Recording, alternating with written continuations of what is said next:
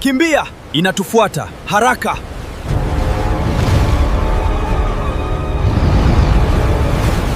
Kulikuwa na kijiji kidogo pembeni mwa bahari kilichoitwa Mtoni. Watu wa kijiji hicho waliamini kuwa bahari ilikuwa na siri kubwa ambayo haikupaswa kuguswa.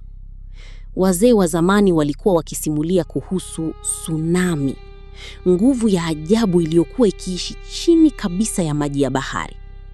Walidai kila mtu aliyewahi kwenda kuvua usiku wa manane hakurudi tena. Kijana mmoja aitwaye Juma alikuwa haamini hadithi hizo. Aliona ni stori za kutisha tu za wazee. Siku moja, yeye pamoja na marafiki zake watatu waliamua kwenda kurekodi video karibu na ufukwe usiku ili wapate umaarufu mtandaoni. Walipofika, upepo ulianza kuvuma kwa nguvu.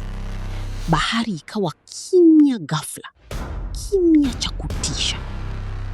Simu zao zikaanza kupoteza network na kamera ikaanza kujirekodi yenyewe.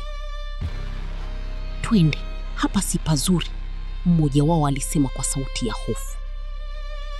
Lakini kabla hawajaondoka, waliona mtu mrefu akiwa amesimama mbali ndani ya maji.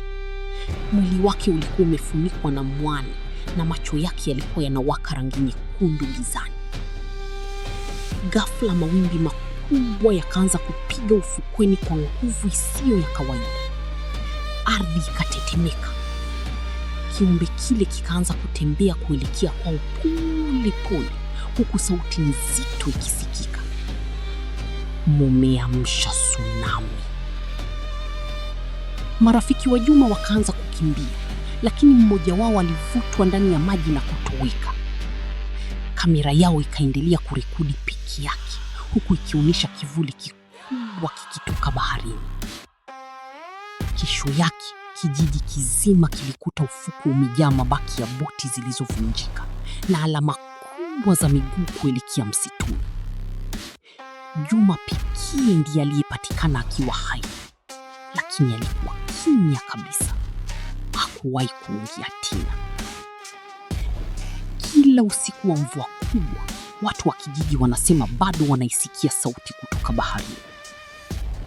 Tsunami anarudi.